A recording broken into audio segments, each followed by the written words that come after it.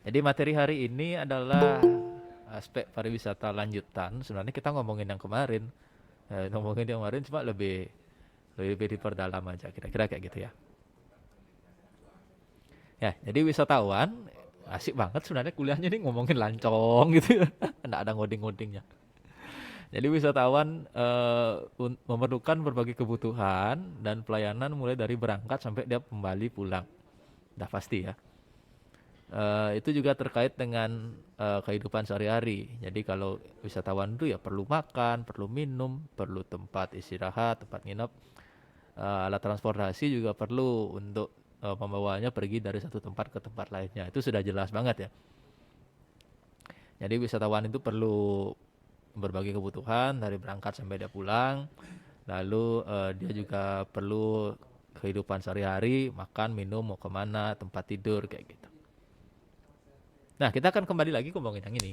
Cuma dengan contohnya. Jadi materi hari ini lanjutan yang kemarin dan tidak banyak. Kayak gitu ya.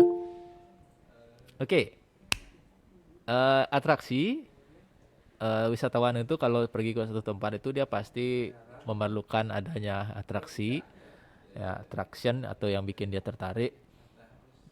Itu ada dari segi alam yang sudah pasti alami ya, pantai, gunung itu. Lalu yang dari budaya yang dibuat dari masyarakat, kalau alam itu dari Tuhan, kalau yang budaya itu dari masyarakat, adanya seni apa, budaya apa gitu. Tiap daerah juga punya atraksi budayanya masing-masing. Kalau di minat khusus itu dia kebutuhan dia spesifik, dia ingin mendaki gunung, dia ingin bermain golf, dia ingin berselancar, surfing gitu.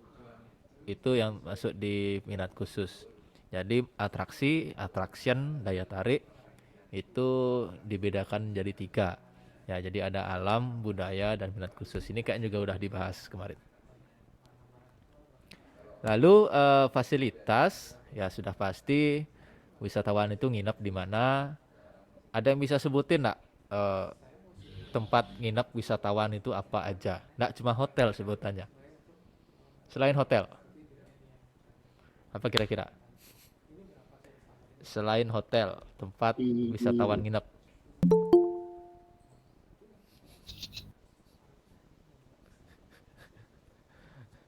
Oh, so ada yang tahu. Selain hotel, apa tempat wisatawan nginap tapi nggak disebut hotel? Pil Apa-apa? Pila. Villa, oke. Ya, Hotel, villa, apa lagi? Guest Homestay, house, Pak. guest house. Oyo tidak termasuk ya? Kalau Oyo mah brandnya, e-commerce ya. Oke ya, jadi jangan hanya terpaku pada hotel saja. Ya, ada losmen ya masuk ya. Jadi itu tingkatan kasta dari fasilitas dan harganya yang berbeda. Jadi hotel, villa, guest house, losmen, penginapan itu masuk. Lalu ada makanan minuman pasti kalau orang wisata itu tidak mungkin dia tidak makan dan tidak minum. Ya, sudah jelas. Lalu adanya transportasi dan infrastruktur. Jadi ketika tidak mungkin dia bisa berwisata tanpa misalnya kalau keluar pulau tidak ada pesawat terbang, tidak ada kapal laut gitu untuk pindah ke pulau yang lain. Ya, itu masuk dalam faktor fasilitas. Ya. Nah, selain fasilitas, berikutnya ada yang namanya aksesibilitas. Ya, jadi aksesibilitas itu adalah konektivitas antar daerah. Kalau tadi kita bicara yang cukup luas terkait transportasi dan infrastruktur, kalau di antar daerah maksudnya ini di aktivitas aksesibilitas, ya.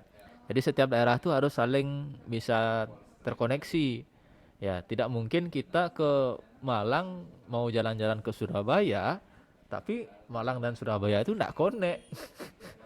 Gimana caranya kan gitu ya. Tidak mungkin kita dari Denpasar ke Pantai Kuta, tapi daerahnya enggak connect. Tidak ada akses ke situ gitu ya. Jadi sulit maksudnya. Sulit aksesnya. Jadi itu juga diperlukan oleh wisatawan. Ya, tidak ada penghalang antar daerah. Ya, lucu ya. Gimana nyebutnya? Eh, Semisal ada bencana alam itu misalnya banjir, tanah longsor itu juga masuk penghalang. Ya, kalau ada penghalang seperti itu, orang-orang tidak bisa melakukan kegiatan wisata. Juga perlu sarana angkutan antar daerah. Oke lah dia bisa ke Bali, dari Jawa ke Bali naik pesawat terbang. Dia bisa dari Jawa ke Bali naik kapal laut. Tapi kalau di Balinya tidak ada angkutan antar daerah, nggak bisa juga berwisata kan gitu ya. Ya kalau kalau naik kapal terbang kan mendaratnya di Bandara Ngurah Rai. Ya itu di Tuban di Badung. Kalau naik kapal laut itu mendaratnya untuk nyampe nya di Gilimanuk, itu di Kabupaten Tegaro ya. Ya. Nggak ada yang langsung nyampe di Denpasar. Ya, mau darat laut itu nggak nyampe di Denpasar, nggak nyampe di ibu kotanya Bali. Jadi perlu lagi yang namanya sarana angkutan antar daerah, perlu bis, perlu taksi, kayak gitu ya. Karena berangkat dari udara dan berangkat dari lautnya kita nggak bisa nyampe di seluruh daerah di Bali kalau tidak ada sarana angkutan antar daerahnya. Nah, eh, berikutnya adalah pelayanan tambahan. Tapi sebelum saya menjelaskan, kira-kira ada yang bisa tebak nggak? Pelayanan tambahan ini yang mana? Di parkir itu, Pak. Oh, parkir. Ya, ada lagi nggak?